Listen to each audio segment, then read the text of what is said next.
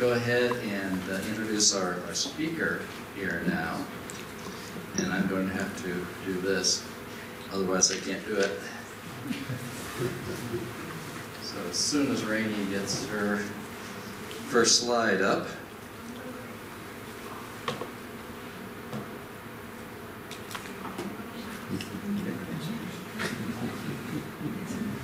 There we go.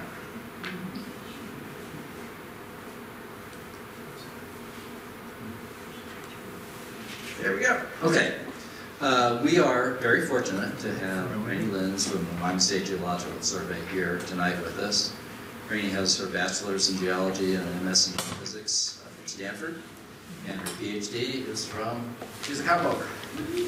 So, from University of Wyoming, where she specialized in fluvial sedimentology. She's worked in coal bed natural gas drill rigs in Colorado San Juan Basin. She's poked around the Utah uranium industry. That, I'm sure, was very interesting. You can ask her later. She spent several years studying carbon sequestration, probably in the Green River Basin, I would guess, there. And since joining the Wyoming State Geological Survey in 2012, she has focused primarily on oil and gas research, delving into the details of not so well documented hydrocarbon systems throughout the state, and participating heavily in their state map program. She spends most of her free time trail running, and she's exceedingly serious about her trail running, like tens of miles worth at a shot. Mountain biking and resurrecting some of Laramie's historic homes, which I'll have to learn more about later. She began managing the Wyoming State Geological Survey Energy and Minerals Resource Division in late 2017. So she is part of the people who get very little money from the state government, but are, in my estimation, very responsible for the fact that we don't pay state income taxes in this state. So I'd ask you to join me in welcoming somebody from the Wyoming State Geological Survey, Rainey Lenz.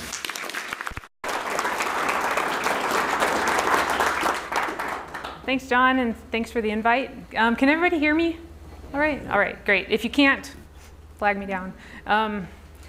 I really appreciate you asking me to come here. It's really fun to talk about some of the work that I've been doing lately in the Greater Green River Basin. I'm happy to take questions along the way, especially if I'm not explaining something clearly. Please just stop me and ask me to explain it better. So I was looking at this title earlier, and I realized that I probably should have time quantified this a little bit more. The geologic history of the Greater Green River Basin is immense. What I have really been looking at lately is the late Cretaceous, so mostly from about 100 million years ago to about 66 million years ago. And so that's what I'm going to be focusing on. So one of the reasons, so there's a couple of reasons why we really want to understand geologic histories of basins, whether it's the Greater Green River Basin or other basins in the state or elsewhere. And one of those reasons is that it's really important that we understand how and the timing of continental deformation. So continents deform at scales, at time scales that are much longer than the length of a human life. So we have a lot of trouble observing continental deformation, but it does affect us in terms of earthquakes, volcanoes, river avulsions, things like that. So we have to a lot of times look into the past to be able to understand sort of what's happening now. And the other reason is that when we have continental deformation, a lot of times we have basins forming, and basins actually hold a lot of our resources. They hold our oil, gas, lots of uranium. They also hold our groundwater and our surface water. So these are really important structures to be studying. So this is the geologic map of Wyoming, and I know you can't see it, but I hope that, or you can't actually read it all, but I hope that you can pick out a few patterns in it. And when I look at it, some of the patterns I start to notice are that there's big expanses of brown areas. So these are the basins in the state: the Powder River, the Bighorn, the Wind River. There's this big, green area. This is the This is orange area. This is the Greater Green River Basin and the Denver Basin down in this area. And then you can, actually I'll simplify that map a little bit more here. So this map is showing just a few of the key features from the last one. So we have, again, our basins highlighted in gray, but then you can see in brown here, these are all the mountain ranges around the state that have crystalline rock at their core, so that have igneous or metamorphic rocks. And then the green are all the places where there are Cretaceous rocks exposed at the surface.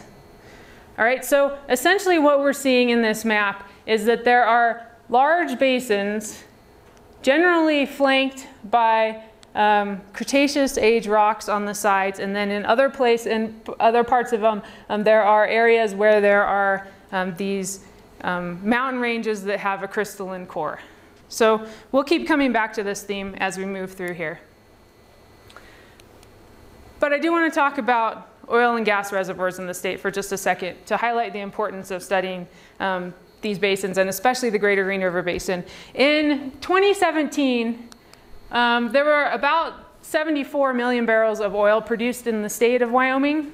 Most of it was in the Powder River Basin, which was responsible for 38.5 million barrels, followed by the Greater Green River Basin at just over 13 million, the Bighorn at 10, which this used to be the big oil producer in the state about 30 years ago, no longer, followed by the Denver Basin and then the Wind River Basin. And when we look at the formations from which this oil was produced and try to categorize them by age of formation. So I've tried to lump them together here. So we know that, that the Paleozoic rocks, so rocks that are 541 to 419 million years old, produced about 25% of the oil in the state. Does anybody recognize this photo? It's one of the only ones I have from near this area. This is from the backside of Targhee, off of Fred's Mountain. Let's see, lower and middle Mesozoic, these are a lot of the red rocks throughout the state. They only produced about 2% of the oil. Lower Cretaceous, 3%. You can see where I'm going here. The Upper Cretaceous was responsible for 70% of the oil produced in the state. This is a really big number, obviously, and that's one of the reasons why we're looking at rocks of this age. If we look at natural gas, it changes a little bit. And natural gas, the state, we produce 1.77 TCF, that's trillion cubic feet of natural gas in the state last year. Most of that was from the Greater Green River Basin, which was just over 1 TCF of gas. Followed by the overthrust belt in this area. And then the Powder River Basin, a lot of this is gas associated with some of the oil reservoir, some of the oil fields in that area. And then the Wind River Basin, and then really minor amounts in the Bighorn Basin and the Denver Basin.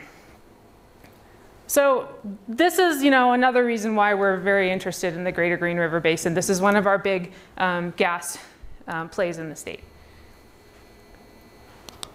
All right, so I'm going to go back to I'm going to show you this Google Earth image of the state, and again try to highlight some of these major, some of the major mountain ranges throughout the state that are, again, that have rocks in the center of them that are metamorphic or igneous.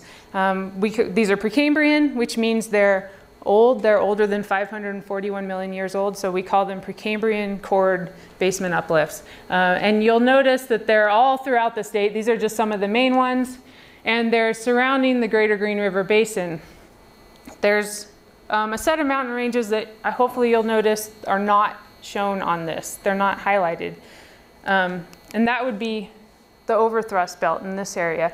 So the reason I didn't put it up first is because I really want to make it clear that the overthrust belt is a different type of mountain range than the rest of the ones in the state. It doesn't have Precambrian basement rocks in the core of it. It's folded and faulted sedimentary rocks, and they are a lot younger. They're all younger than 541 million years old. And so, as you can see, the Greater Green River Basin down here in southwest Wyoming is really affected by these Precambrian basement core mountain ranges on the east, the north, and also the south. But on the west, it's a different type of mountain range. And so we've been interested in trying to understand how this relates to the formation of the Greater Green River Basin.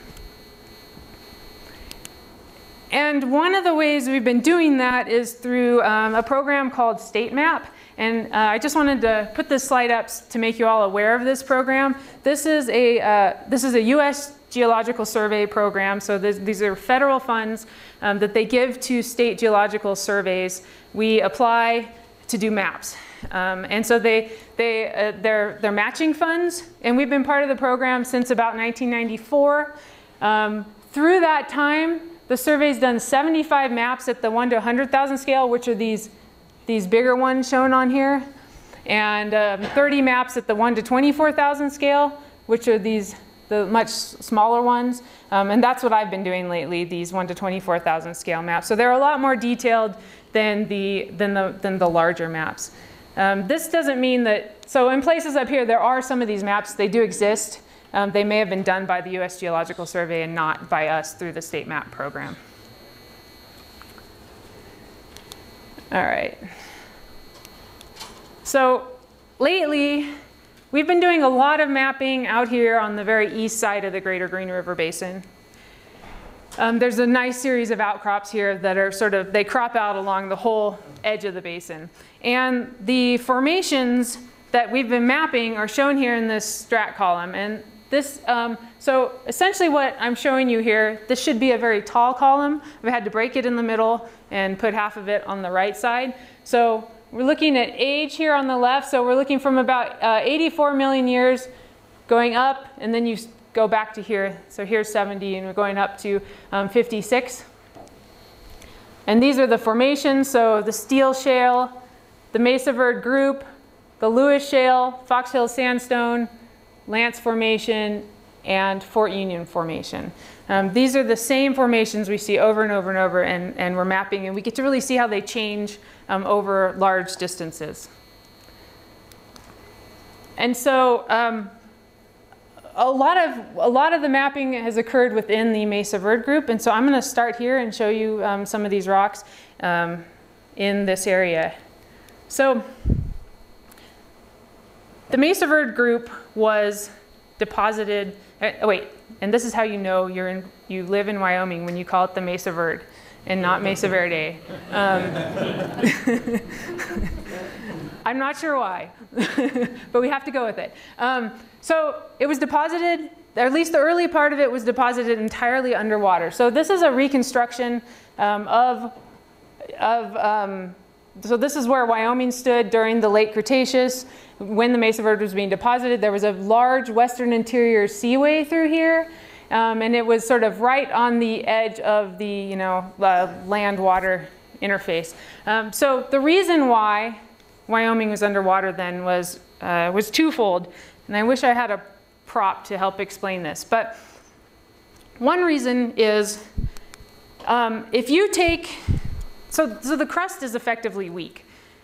Okay, so if you take the crust of the Earth and you weight it down, you put a mountain range on it, that's a heavy weight. It's going to actually deflect under the weight of that mountain range. So if this is the mountain, I'm deflecting the crust, I push it down, I make a hole. And as the mountain keeps going up, it keeps pushing it down more. It keeps eroding into this hole, which adds more weight, which makes it deflect more. So we end up making a large hole, which can be a basin essentially. And that's what happened in the western interior seaway. That was what was occurring all along here during the late Cretaceous. And this is just trying to show it's like a cartoon cross-section, a reconstruction of what this would have looked like during the late Cretaceous. And I've tried to show where Wyoming would fall on this. So it would sort of be a line from the west coast to, I don't know, somewhere out in Nebraska. But where essentially this would have been the hole that was being, that was flexing beneath the weight of the mountain range here, which was on the western border of the state, the overthrust belt. All right, the other reason that Wyoming was underwater at this time is because global sea level was high. And so suddenly we have a low spot, and it was able to fill in with water. All right, so back to the Mesa Verde group. The lowest, the earliest, the oldest formation in the Mesa Verde group is the Haystack Mountains Formation.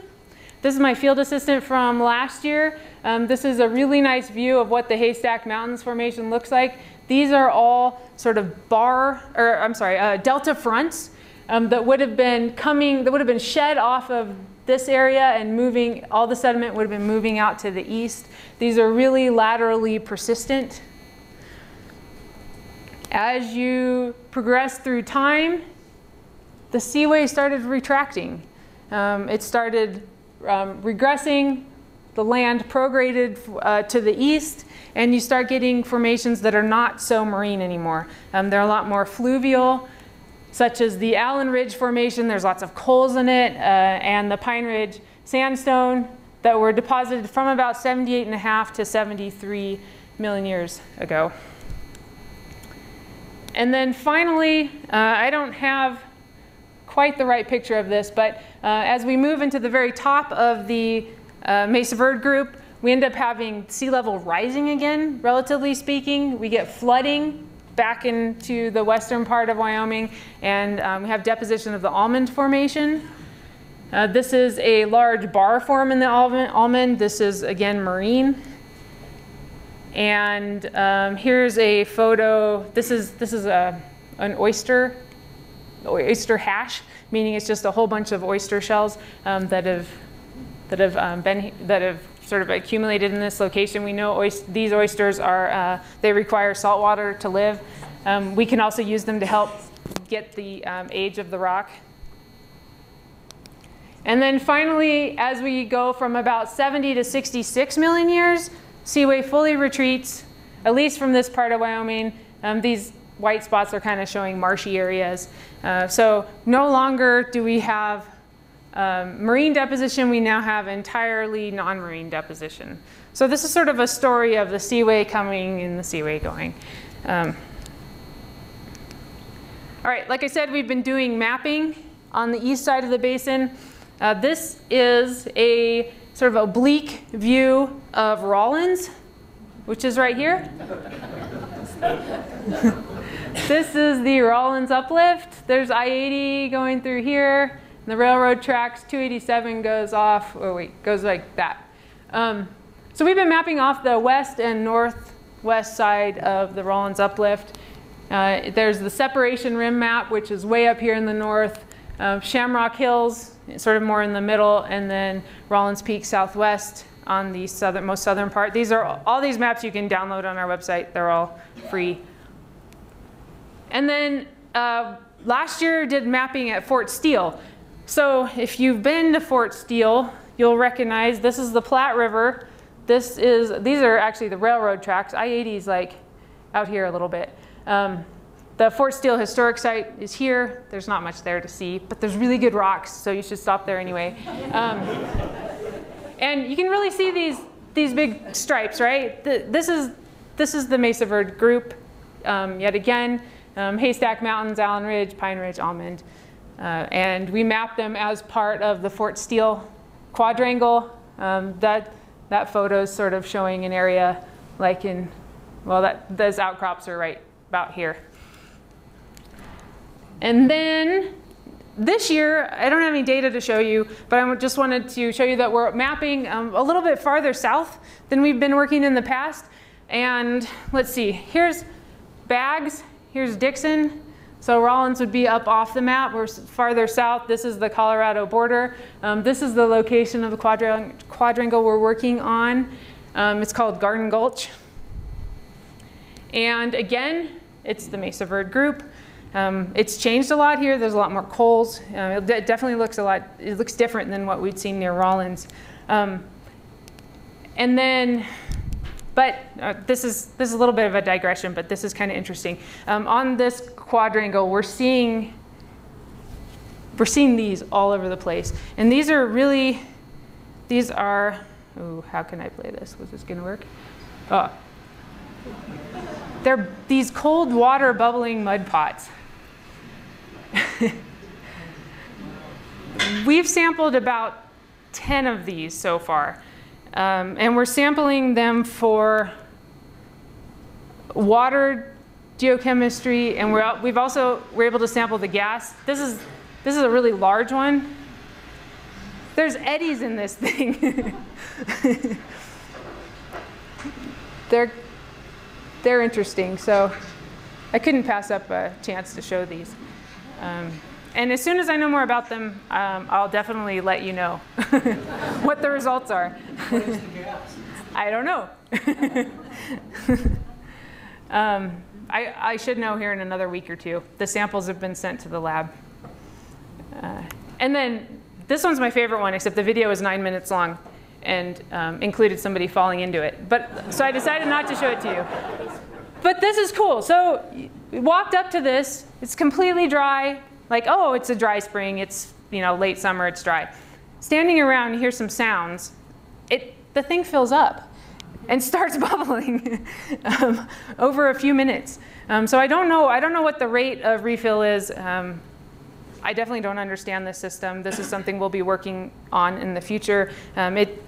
People have worked on these maybe about 10 years ago, so it'll be interesting to see how the geochemistry of the waters changed through time. So anyway, that's just a side note. All right, back to Rawlins. So another map, similar ones you've seen. There's the Rawlins uplift. So I'm going to show you a map here from this area. When we're in the field, we do lots of things. Like I said, we do mapping. We don't just draw lines on the map. We also we interpret the subsurface, any wells we have. We also look at, we describe the outcrops, and we do lots of samples. We collect lots of samples. And so this map is just trying to show you where we collected some of our samples. This is showing 10 different samples collected on the west side of the Rawlins uplift, and 3 more over here. This is on the edge of the Hanna Basin. This was all one big basin when these rocks were deposited. And here's my field assistant from this year getting very dirty sampling coal, actually. All right, so what do we do with our samples? There's lots of things. One of the things we really want to know is we want to get some age control out of these rocks. And one of the ways we can do that is through zircons. Zircon is an interesting mineral. I've pulled this photo just off the web because this looks nothing like the zircons that we see, but it's really nice to see a good museum specimen. Zircons, so this sample you could probably hold in your hand. It doesn't have a scale on it. The ones that we see look like this. And I realize this is a little bit blurry. I'm sorry about that. But you can see here, this is 400 microns. So this is 0.4 millimeters. These are really small, first off. Nothing like these ones. But there's a couple of interesting things you can see in these zircons. This pile of zircons looks different than this, that looks different than this one, right? So zircons they're usually found in rocks that are igneous in nature. So your granites, rocks like that. And or volcanic rocks. So you can pull zircons out of any type of igneous rock. And when you do that, they end up having a morphology that looks something like this. So they're euhedral. They have a nice crystal form. All right. If they come from ash, they may have crystallized a little bit more quickly, so they can be a little bit more elongated. But then look at these. These ones are really beat up. They no longer have this nice euhedral structure, crystal form to them. These zircons have been around the block. They've been reworked. They've been recycled. We call them detrital zircons, like for, I don't know, detritus. They're just recycled zircons. So essentially, you can have a zircon that forms in an igneous rock. That igneous rock comes to the surface, it erodes, it goes into a basin, it becomes a sedimentary rock that can then again come to the surface, erode. So there's like, some of these zircons have gone through multiple cycles. And so we can, all of the zircons, usually they have some uranium in them, trace amounts. And we're able to use the uranium decays, right? And so we're able to use how much of it has decayed to get at the actual age of the zircon. So at what time this zircon crystallized in the magma. Okay, so it's been reworked potentially, but we know where it originally came from, what its original age was. And so we're able to date individual zircons. So I'm just trying to show an example, where one might be 251 million years old, one might be 72, 987. So anyway, so we end up with zircons. We end up with a whole bunch of zircons and a whole bunch of different ages. And we end up plotting them in a plot that looks like this. So bear with me for a minute. So the plot is showing age on the bottom, right? From 0 to 4,000 million years. So 4 billion, all right? And this is effectively a histogram. So it's showing the relative percentage of each type of age of all the zircons that were measured for this sample. And in this sample, this is from the Haystack Mountains Formation. So remember, this is the oldest formation in the Mesa Verde group. There are 297 zircons shown, represented here by these curves. And I've tried to label some of the peaks. So there's a lot of zircons that are 100 million years old. There's some that are, this peak is at 1,081 million years and then 1,722. Does that make sense? Okay, so now I'm going to show you for all the samples. So the first one I showed you was right here. And what I've done is I've stacked these from in terms of age. So the oldest sample here, the Haystack Mountains Formation, the youngest is up in the Fort Union. And you can start to see, that there's some patterns in some of this. You can see that there's like repeating high points in some of these, some through here. And what the game geologists really like to play is, where did these come from? And there's people out there, luckily, who create maps that look like this. And you don't have to read it all. The point of this map is just to show you that the North American continent is covered by big swaths of rocks that are of similar ages. And so people have mapped out the age of these rocks and where they occur. So the rocks up here in Canada are often greater than 2.5 billion years old. And some down here, 0.54 to 0.58. So the game we then play is, so where could our zircons have come from in this bigger picture? And so let's see, yeah. So what I've done is taken that previous map and now turned all those age ranges into colors. And so these colors correspond to these ages that were on the previous map, all right? So they're in, big swaths. So you can see there's not much from 2,500 to 4,000, right? The one that I really want you to focus on is this green zone. That's right here. Big word, Yavapai, Mazatzal. We'll go with 1,800 to 1,600 million years old, okay? So this zone right in here. And then, so let's look at it in terms of percentage of zircon. So this peak right here in the Haystack Mountains Formation represents 15% of the zircons in that sample are this age. The next sample above it, the Allen Ridge Formation, we have 37% of this sample are zircons from the 1600 to 1800 million-year-old range. As we go up, they're almost all above 30%. There's one in here that's 20%. So these are all greater than 20% of zircons from this range. So the question is, where could these have come from? All right, so this, what I'm trying to show you here, this is the same sort of thing. This is a zircon age range from different potential source rocks that could have fed the Greater Green River Basin. And the point is, it doesn't really matter, what they say here exactly. But if you look here at this green range from 1600 to 1800, you can see that there are very few zircons in this lowest sample. There's only 5% of this is in the green zone. In this one, 80%. Up here, 18%, and up here, 8%. And so the reason I'm showing you all these percentages is because, so remember we said these zircons they're recycled, right? They can be recycled multiple times. But for a rock to actually recycle the zircons, you wouldn't expect the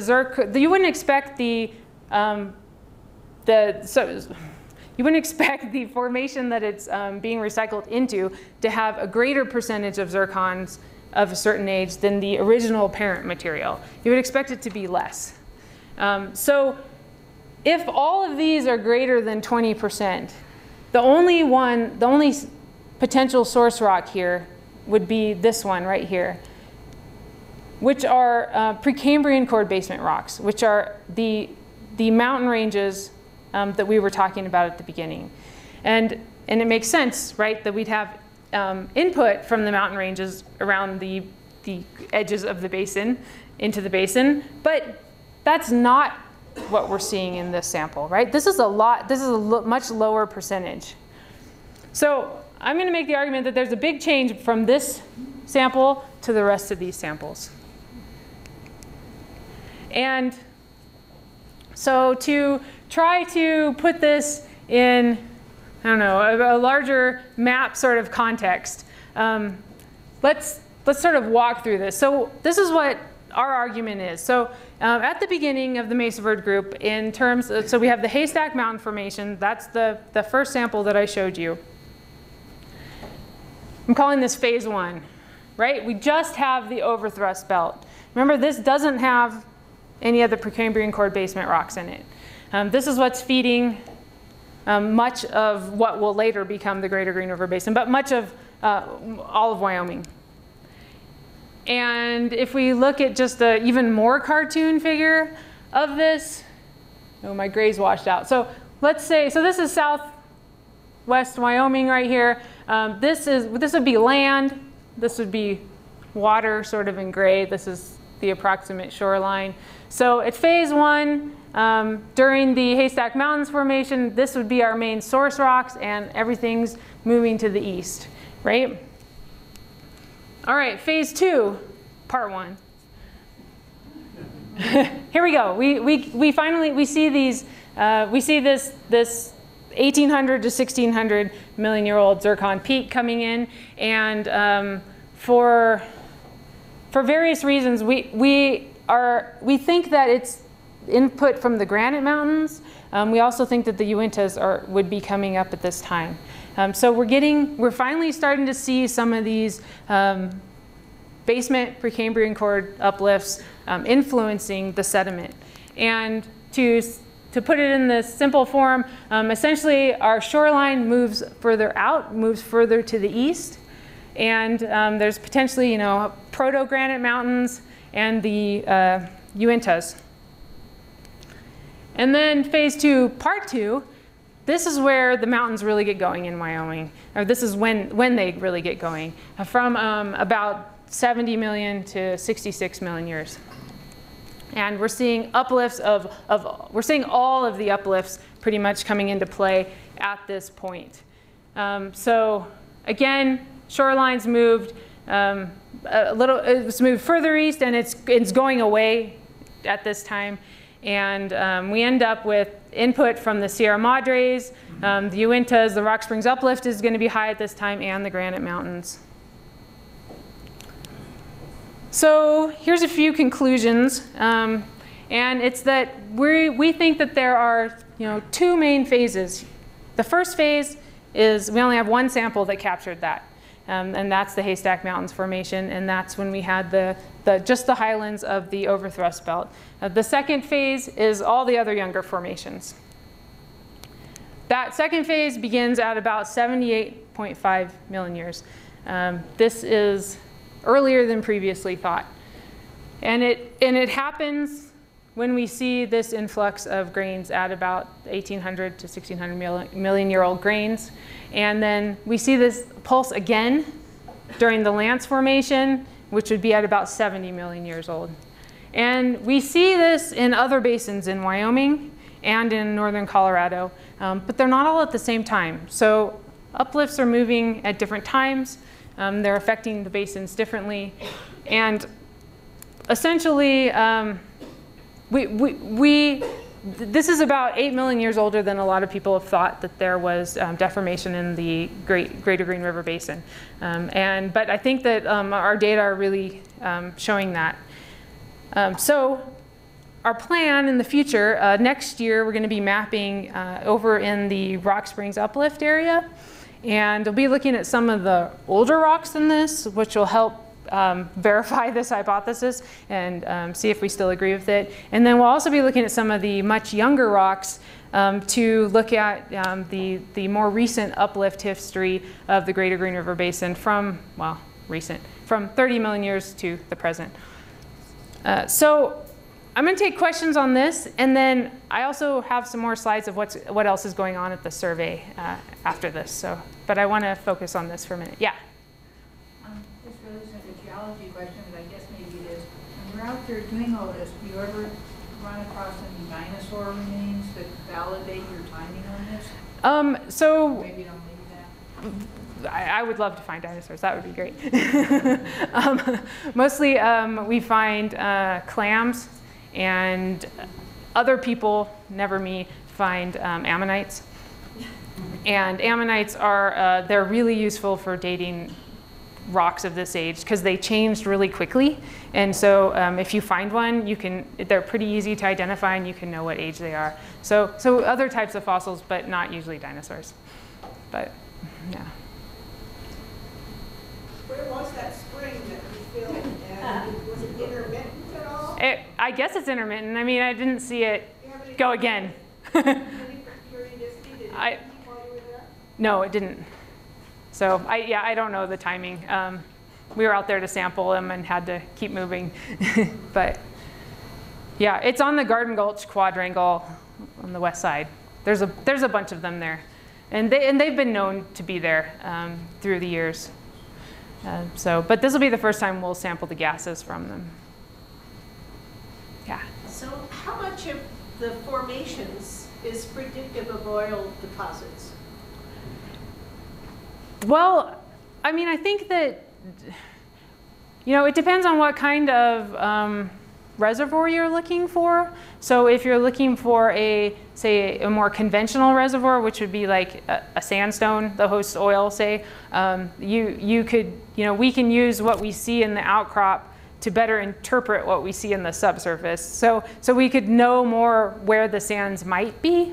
Because in the subsurface, all we can do is we just have wells mostly. There's seismic data, but I don't usually have access to that. So I have point data essentially. So I have a well here, well there, and the data I get from that well is a geophysical log, which I have to interpret. I have to say, oh, that's a sandstone. Oh, that has oil in it, or So there's some interpretation there, and then I have to connect it to another one. So very very quickly, if they're far away, you're having to make some big interpretations. And so when we see these rocks in the outcrop, it's really helpful for us to interpret the surface.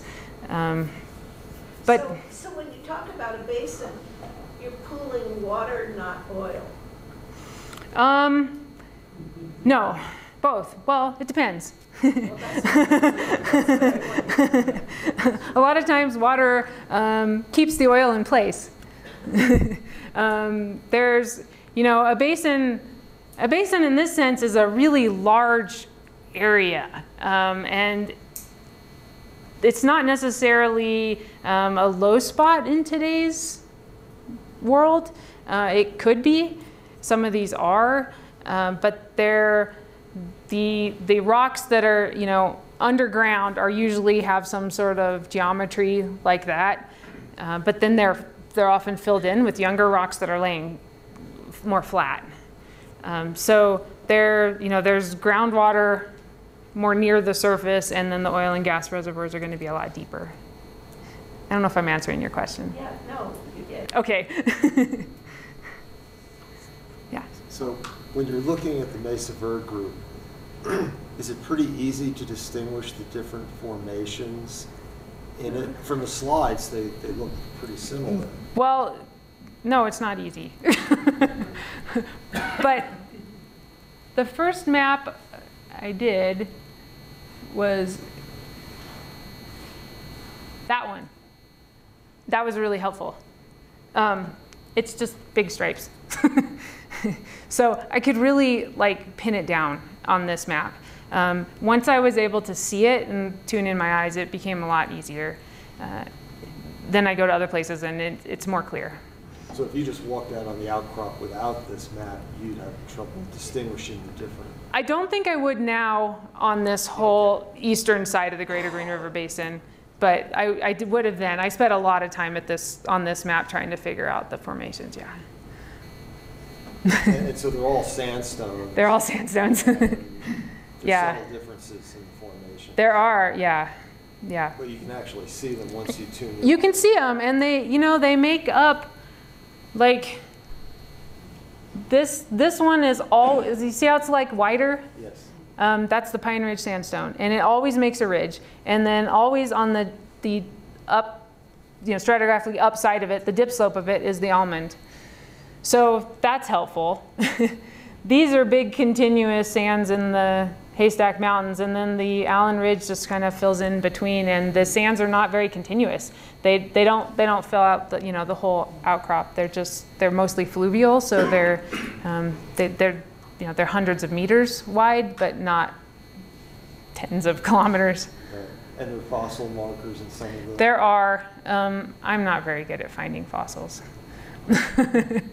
Other people have found them, and we use their data. Yeah.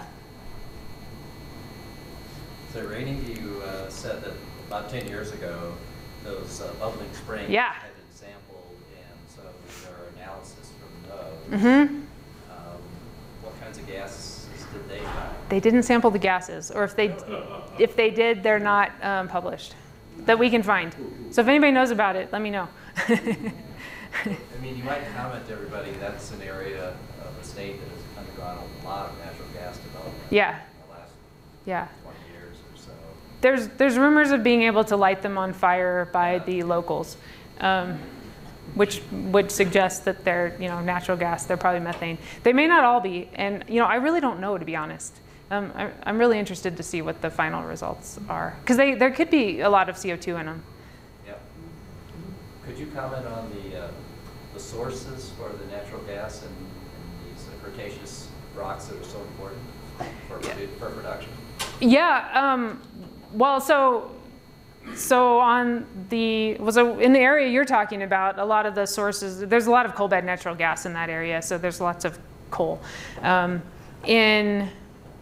But the main natural gas production from these rocks would be the shales that are either interbedded with it or beneath it, mostly beneath it.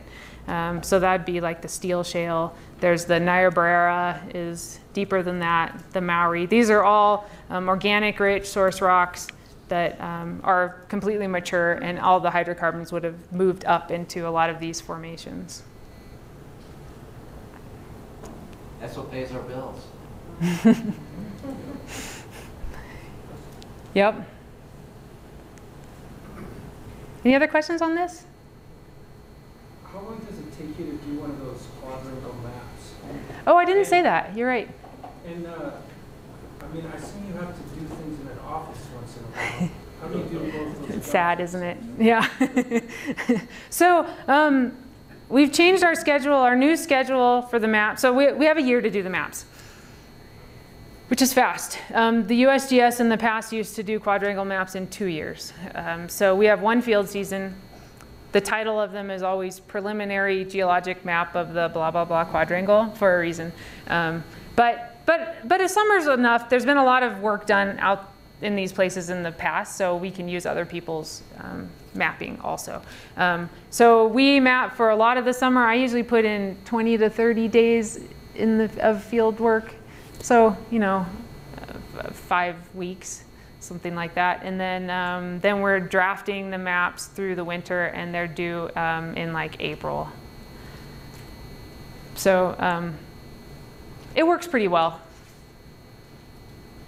Yeah.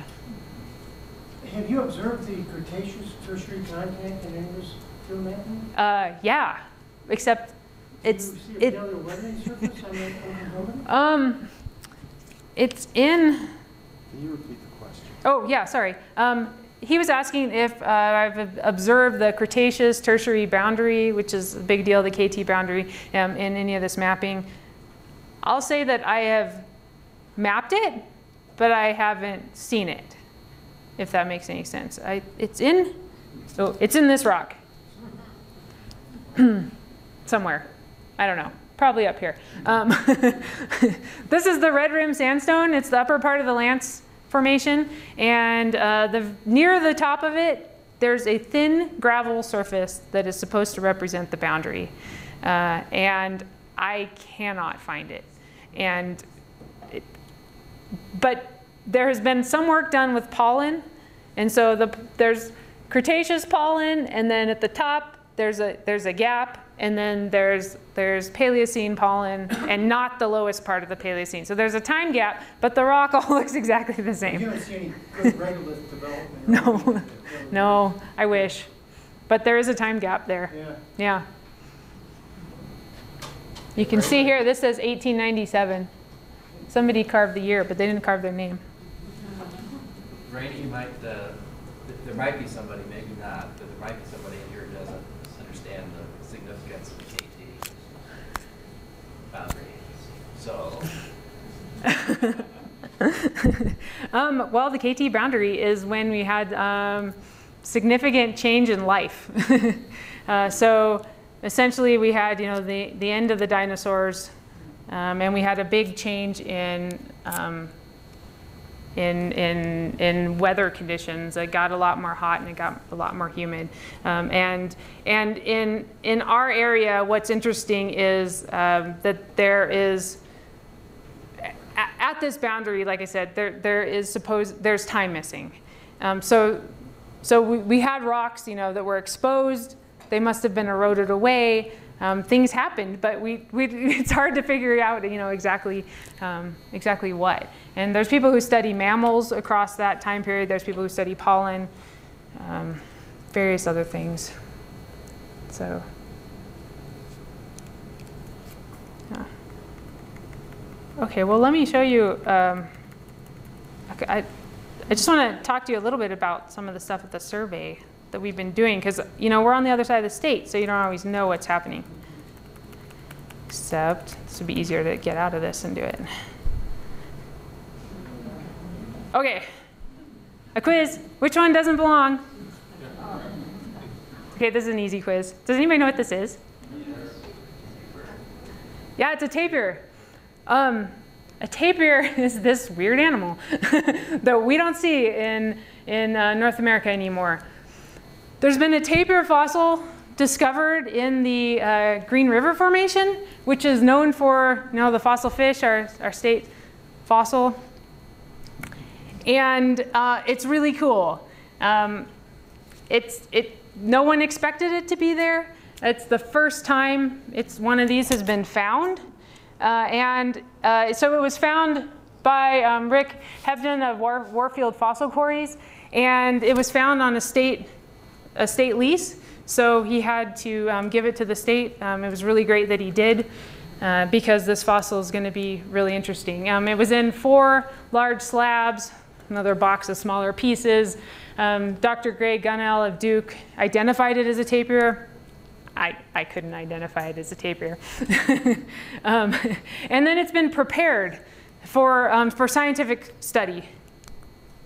And so here's some pictures of, there's 4 different types of tapirs in the world today. And just with a few notes, because this is the largest known mammal that's been found in the Green River Formation. It's the first of its kind. There's an argument that it could be a new species of tapir or tapiroid. And if it is, you can make the argument that tapirs originated in North America. This is a long shot. We're not sure. This hasn't been studied yet. So it'll be interesting to see what happens. This is what it looked like.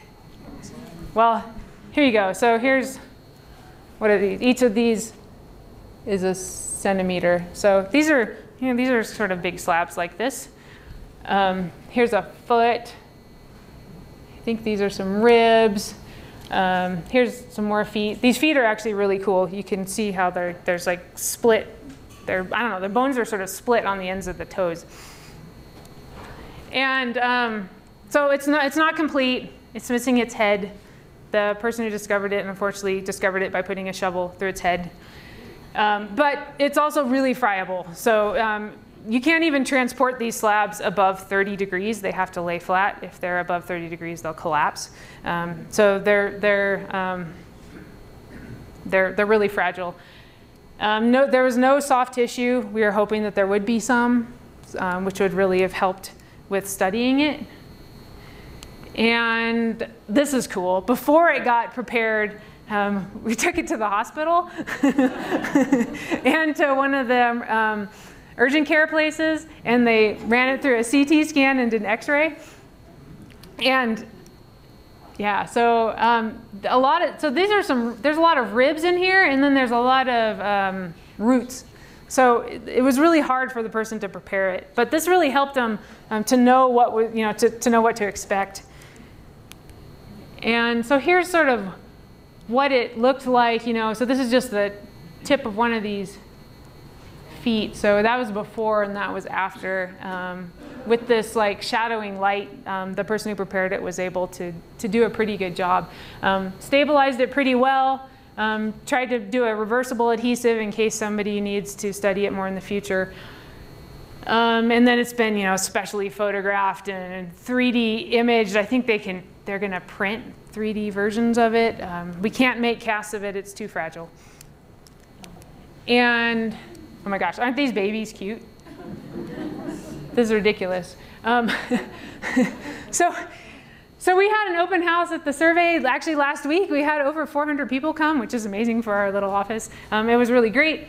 It went to the State Museum in Cheyenne yesterday, and there's an open house for it on Thursday. If you know anybody in Cheyenne, tell them to go. It's pretty neat to see. It's going to stay there all winter, and then come spring, we're hoping to get it to other places in the state. We're hoping it'll go to Kemmerer and any other, probably Thermopolis at some point, and any other place that wants it. And we're hoping somebody will study it because it's ready to go. Let's see, some of the other things we've been doing. Oh, and if you go to our website, you can find tons more information on the tapir. There's like a video of the preparation, and there's a lot of information.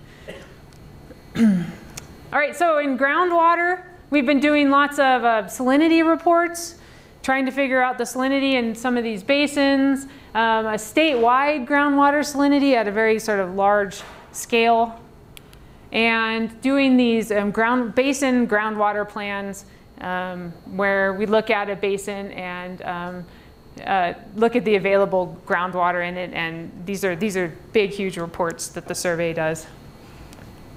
In terms of oil and gas, this goes to your dinosaur question, except these are mostly ammonites. This is a correlation chart of all the Upper Cretaceous in all the basins in the state based on ammonites over here. So this was one of my big projects this last year. This has helped to remember the names of all the formations. We've looked at various formations in terms of their oil production trends. The Codell is a big producer in the Denver Basin, trying to figure out why and how to get more oil out of it. Sort of in a without drilling more holes. And then looked at potential for frac sand in the state. There isn't any. Looking at the Wall Creek and Turner, this is the most productive reservoir in the state at the moment, in the Powder River Basin, making maps. This is just showing where there is oil highs in areas like this. Again, this is the Powder River Basin. And we've also been compiling a whole database of subsurface reservoir tops. We're trying to make that available to the public soon, so anybody can download it and make the same maps we're mapping based on our interpretations, I guess. Coal, we've been looking at coal availability throughout the entire Greater Green River Basin. This report should be out in the fall. It's almost ready to go. There's a lot of coal there. It's really hard to mine. We've been doing more maps. I'm not involved with any of these, but these three are all in the southern Medicine Bow range. They're really colorful. There's lots of metamorphic rocks in here. They've been really hard to map. And then the Gas Hills map, looking at uranium. These are all out. This year, we're doing, I told you I was doing Garden Gulch on this map that's here. We're also doing Horatio Rock, which is part of the southern Medicine Bows. It's a continuation, and Lincoln Dome up in the Granite Mountains. So we keep doing like 3 or 4 maps a year, keep chugging them out. And then we've been doing lots of outreach, lots of kit events, lots of, this is the new thing we've been doing. I put some pamphlets actually out on the front table when you guys came in. There are, we've been trying to do geology of the state parks. The only 2 we've done so far are Kurt Gowdy and Semino. 3 more in the works. They should be out by next summer. These have been kind of fun. And so please go to our website. There's tons of information on there. We try to keep it really current. It's our 85th year. You can do things like, sign up for our newsletter, report an earthquake or a landslide. We have all these interactive maps now on the website. They're all ArcGIS based, but they're web based, so you don't have to have the program to use them. If you can't figure out how to use them, call us. We can walk you through it. And you can, follow us on Twitter or Facebook or whatever you might do. And I think that's it. Well.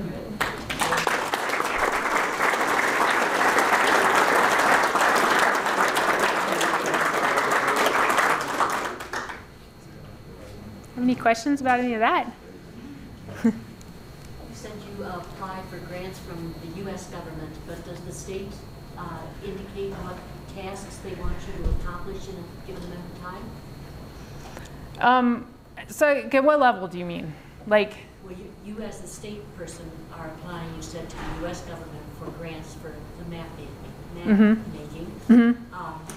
But are there other parts of your, you have many other projects, are those mostly dictated by the state, or? So all the other projects are ones that mostly we've come up with them. Sometimes there are outside suggestions. We're happy to take suggestions of what, we try to do work that we think will benefit the state, because that's what we're here to do. And yeah, we try to stay relevant as much as we can. But yeah, but we do have an advisory board who helps. And they're from all over the state, and they meet with the director regularly. Who makes the call as to where to go with the next map that you're doing? Well, we've been trying to keep them focused in terms of projects that we're working on. So like there's, some like the Gas Hills area, there's a person who studies uranium and, is trying to keep his work in that area. We have a mapping advisory committee. It's the same as our survey advisory committee. We're happy to take suggestions, certainly. So like this year, I'm trying a different plan. And so there's a few key 1 to 100,000 scale maps that are not done for the state. And Firehole Canyon's one of them, which is down by south of Rock Springs. And there's been a lot of mapping done there, but the larger map hasn't been done. So we're going to do the rest of the 1 to 24,000 scale maps. so we can do the larger map here in the next few years. So, I mean, there's sort of all kinds of reasons that we've done them. Yeah. Anybody mapping in your Eocene and Pearl Resort? The Granite Mountains. Cheyenne Suture zone? Oh, well, so there's mapping in the Granite Mountains. The Lincoln Dome is currently being mapped, and that has some really old rocks. Yeah, and then there are also all the mapping in the Southern Medicine Bow Range. Some of it, I think, hits the Cheyenne Belt. I think. I haven't mapped those. Yeah. Have you had any big surprises when you've been out in the field? I didn't expect this other than this bubbling cauldron business. Wildlife. My field assistant saw a mountain lion this year. I didn't see it. We've seen 19 rattlesnakes. Rock-wise, I mean, when you're just mapping rocks that are sort of in stripes, you kind of can expect what's going to be next. When they get really complicated and suddenly those rocks that are difficult to tell apart are folded and faulted, that's when it becomes difficult, and it is a surprise for sure. Yeah. One comment. Our local maps, many of them, the geologic quads are on this site, and you can find them for the Tetons and local area. Yeah. It's listed as the Dave Love Map group. Right. But you can download them for free. Yeah. Yeah, and there's also more maps on the U.S. Geological Survey's website. They have a map interface, and you can click on them and download them. Our maps are, at the moment, they're all up to date in their database as well, but their database will send you back to our website. But so there's there's a little bit of both. But yeah, everything's free. If you want it digitally. So my question also is the uranium. Where is it found, and what's its source, and which rocks is it in? In the Gas Hills area?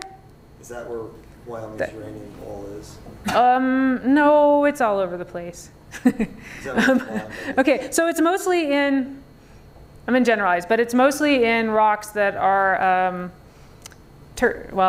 Paleogene and Neogene. So they're maybe 50 million years old to 30 to 20 million year old rocks. A lot of them are, so they're younger rocks in the state. They've been a lot of the basin fill. They're some of the flatter lying rocks. They've filled in the basins once the basins formed, and people have argued where the source of the uranium is. I think that that probably the best argument, in my opinion, is that it's come from the erosion of some of these mountain ranges, like the Granite Mountains, and then it's moved out into the basins, and it's just naturally doing that. There's natural uranium in those rocks, but then when it hits a reducing environment, so any place where there's, say, organic material, it'll fall out of solution, and it will deposit in a location like that. So you can get it, sort of coming off the mountains out into the basin, and then it sort of hits, hits organic material or whatever else can be reducing, and then it sort of stops at that location. And so that's why it's in the basins mostly. Yeah. What's the total number of people employed by the Wyoming Geologicals? I should know that, shouldn't I? How many are in the master program? It changes. Every year's a little bit different. There's maybe 22 employees, something like that. Everybody's not a geologist. We have administrative staff. We have, 2 people doing oil and gas, uranium, minerals, water, hazards, thank you. What else do we have? And we have a lot of people doing a lot of different things. So the person who did the tapir fossil, that was we don't have a paleontologist on staff, so it was the first time she dealt with anything like that, and she did an awesome job. A few slides back, you mentioned the survey's looking at large coal deposits that are difficult to mine. I know that's not your project, but what kind of difficulties are they hitting there? Oh, I meant that very generally. No, I mean, there isn't much mining that coal. I mean, okay, that project is the Fort Union Formation, and there's a lot of thin, laterally continuous coal beds that some of them extend across much of the basin. So the reason they're not very mineable is because they're either too deep or they're too thin. But there is still quite a coal resource in that area. So, and part of the Black Butte mine, they do mine some of the Fort Union coals, sort of along I-80 there, east of Rock Springs. It's probably a report that won't be used for quite some time.